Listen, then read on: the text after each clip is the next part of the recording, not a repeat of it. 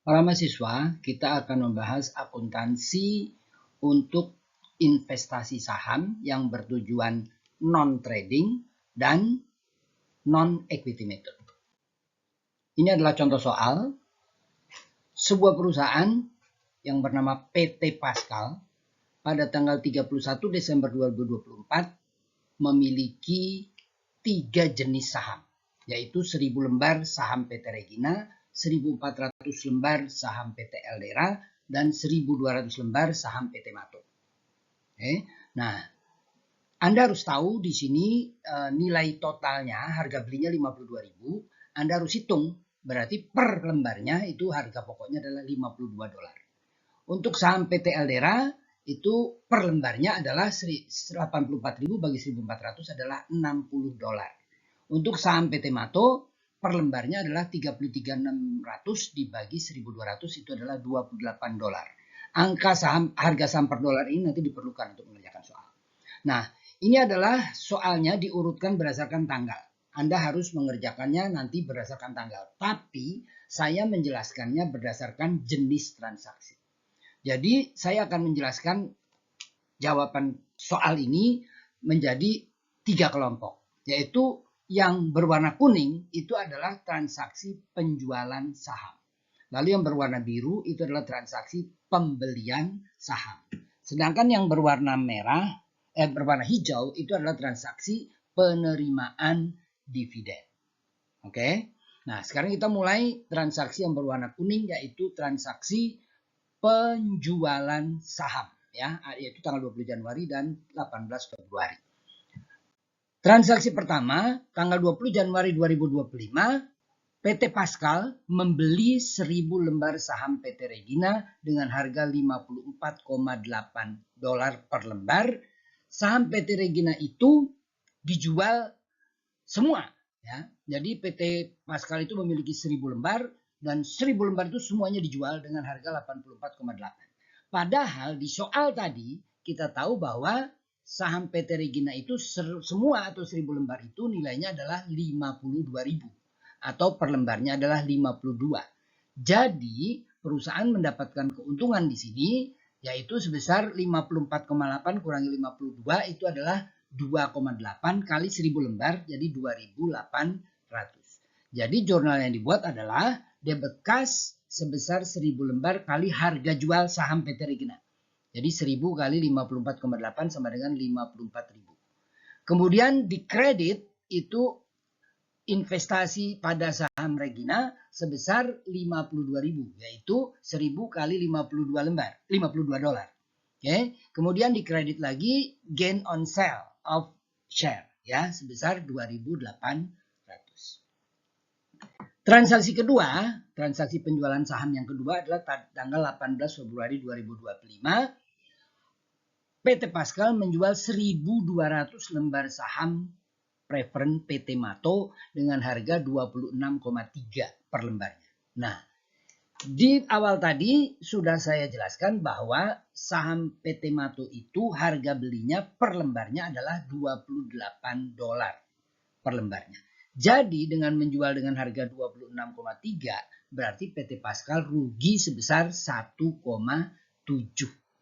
Nah, jurnal yang kita buat adalah debit cash sebesar 1.200 lembar kali 26,3 ya. Jadi kas yang diterima tentunya jumlah lembar yang kita jual kali harga jual. Ya, harga jualnya adalah 26,3. Jadi 1.200 kali 26,3 adalah 31.560. Kemudian investment on share, investment on Mato share itu kita kredit sebesar harga pokoknya yaitu 1.200 kali 28 dolar.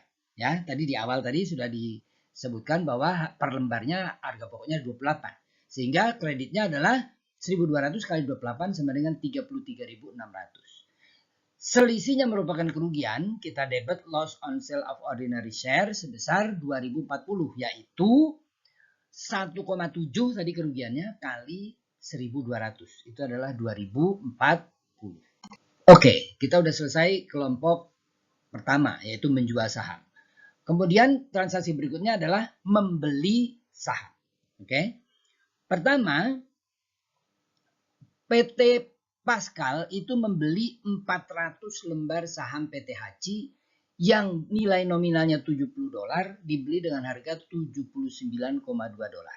Nah, untuk mencatat transaksi ini abaikan nilai nominal karena nilai nominal itu tidak ikut di jurnal. Oke. Jurnal yang kita buat adalah debit investment on share of PT Haji sebesar 31.680. Dari mana itu? Itu adalah sebesar jumlah saham yang kita beli, yaitu 400 lembar kali harga beli. Harga belinya adalah 79,2. Oke. Nah, kemudian kita kredit kas tentunya sebesar 400 kali harga beli juga kan? 79,2, 31.680. Perhatikan bahwa di dalam jurnal ini kita tidak memikirkan sama sekali nilai nominal. Ya, nilai nominal itu tidak dimasukkan di jurnal. Oke. Demikian juga transaksi pembelian yang kedua, yaitu tanggal 6 September 2025. Di sini PT Pascal membeli lagi 600 lembar saham PT Haji yang nominalnya sama dengan tadi $70, dibeli dengan harga lebih mahal, yaitu $82. Sekali lagi, jurnal yang dibuat hanya terkait dengan harga beli saham, tidak terkait dengan nilai nominal. Sehingga jurnalnya adalah debit investment in ordinary share PT Haji sebesar 49.200, yaitu 600 lembar kali 82. Oke, kreditnya cash juga, uang yang kita bayarkan adalah 600 lembar kali harga per lembar saham. Harga per lembar sahamnya kan 82. Jadi 600 kali 82 adalah 49.200. Oke, itu sudah kita selesaikan dua kelompok transaksi, yaitu penjualan saham dan pembelian saham. Sekarang kita masuk ke kelompok yang ketiga, yaitu transaksi penerimaan dividen.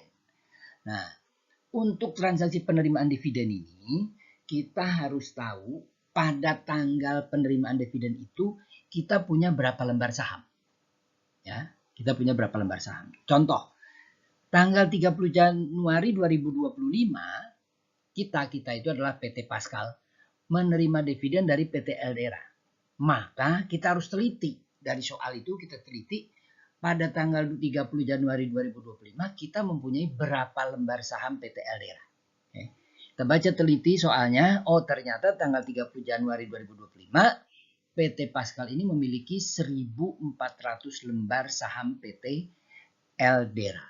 Padahal PT Eldera membagi dividen sebanyak $1,05 per lembar saham. Jadi PT Pascal menerima dividen sebanyak 1.400 kali 1,05 sama dengan 1.470. Maka jurnal yang kita buat adalah debit cash 1.470, kredit dividen income 1.470. Oke, jadi ingat ya, ini adalah transaksi yang dilakukan oleh PT Pascal. PT Pascal itu adalah perusahaan yang membeli saham, bukan perusahaan yang menerbitkan saham. Jadi ketika perusahaan yang menerbitkan saham itu membagi dividen, tentunya perusahaan yang memiliki saham itu menerima kas. Karena itu jurnalnya debit kas. Kreditnya adalah dividen income. Oke, itu tanggal 30 Januari. Sekarang kita pindah ke 8 Februari 2025. Tanggal 8 Februari 2025, PT Pascal menerima dividen dari PT Mato. Nah, maka kita harus tahu tanggal 8 Februari 2025 itu PT Pascal memiliki berapa lembar saham preferen PT Mato. Nah, baca lagi soalnya dengan teliti. Ternyata tanggal 8 Februari 2025 PT Pascal ini memiliki 1.200 lembar saham PT Mato. Padahal PT Mato membagi dividen $0,4 per lembar. Jadi PT Pascal akan menerima dividen sebanyak 1.200 kali 0,4 sama dengan 480. Maka PT Pascal akan membuat jurnal debit cash 480, kredit dividen income 480. Selanjutnya kita akan membahas transaksi dividen yang ketiga, yaitu 30 Juli 2025. 30 Juli 2025 PT Pascal itu menerima lagi dividen dari PT Eldera. Nah, Anda teliti, baca soalnya dengan teliti, kelihatan bahwa PT Pascal ini dari awal memiliki saham PT Eldera itu sebanyak 1.400 dan selama tahun 2025 saham PT Eldera itu tidak pernah ada yang dijual. Tidak pernah ada yang dijual. Jadi sampai tanggal 30 Juli 2025 saham PT Eldera yang dimiliki oleh PT Pascal adalah tetap 1.400 lembar. Padahal PT Eldera membagi dividen sebanyak $1 per lembar. Karena itu PT Pascal akan menerima dividen sebesar 1.400 kali $1 sama dengan $1.400. Maka PT Pascal menjurnal debit cash $1.400, kredit dividen income $1.400. Terakhir adalah dividen yang keempat yang diterima oleh PT Pascal, yaitu pada tanggal 1 Desember 2025 menerima dividen dari PT Hachi sebesar $1,35 per lembar saham. Nah, sekali lagi, sekarang kita harus tahu pada tanggal 1 Desember 2025 PT Pascal itu memiliki berapa lembar saham PT Hachi. Nah, teliti lagi baca soalnya dengan teliti. Kelihatan bahwa PT Pascal itu 2 kali membeli saham PT Hachi, yaitu 400 dan 600. Jadi pada tanggal 1 Desember 2025, PT Pascal itu memiliki 1.000 lembar saham PT Hachi. Sedangkan PT Hachi membagi dividen sebanyak $1,35 per lembar sahamnya. Maka PT Pascal akan menerima 1.000 kali 1,35 sama dengan 1.350. Maka PT Pascal akan menjurnal debit cash 1.350, kredit dividen income 1.350. Oke, kita udah selesai menjurnal.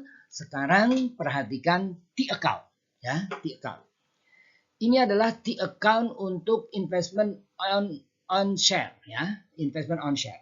Perhatikan bahwa PT Pascal ini mula-mula memiliki 3 jenis saham. Yaitu saham Regina dengan harga 52.000, saham Eldera dengan harga 84.000, saham Mato 33.600. Ini ada di soal awal. Nah, kemudian saham PT Regina ini dijual habis semua. Saham PT Mato juga dijual habis semua. Sehingga dikredit itu saham PT Regina, dikredit itu saham PT Mato, sehingga yang tersisa hanya saham PT Eldera sebesar 84.000 nilainya. Oke. Nah, kemudian PT Pascal ini 2 kali membeli saham PT Hachi, yaitu sekali 400 lembar senilai 31.680, kedua sebanyak 600 lembar sebesar 49.200. Jadi dengan melihat account ini kita bisa tahu sekarang bahwa saham yang dimiliki oleh PT Pascal pada tanggal 31 Desember 2025 adalah saham Eldera senilai 84.000 dan saham Hachi senilai 31.680 tambah 49.200 sama dengan 80.880. Oke. Nah, sekarang perhatikan berikut ini, ya. Jadi, saat ini sebelum dilakukan revaluasi, PT Pascal memiliki saham Eldera senilai 84.000 dan saham Hachi 80.880 sehingga nilai totalnya adalah 164.880. Nah, saham PT Hachi itu, saham PT Eldera itu sekarang nilainya menjadi 64. Padahal tadinya 60. Baca teliti soalnya. Jadi tadinya nilainya 60 naik menjadi 64. Berarti naik menjadi 1.400 kali 64 sama dengan 89.600. Berarti ada kenaikan senilai 5.600. Oke, kenaikan itu juga bisa kita hitung dari 64 kurang 60 itu kan 4. 4 kali 1.400 adalah 5.600. Nah, sementara itu saham Hachi itu turun. Tadinya dibeli dengan harga saham Hachi itu turun ya. Tadinya nilainya 80.880 turun menjadi 72.000 sehingga turun sebesar 8.880. Jadi rugi.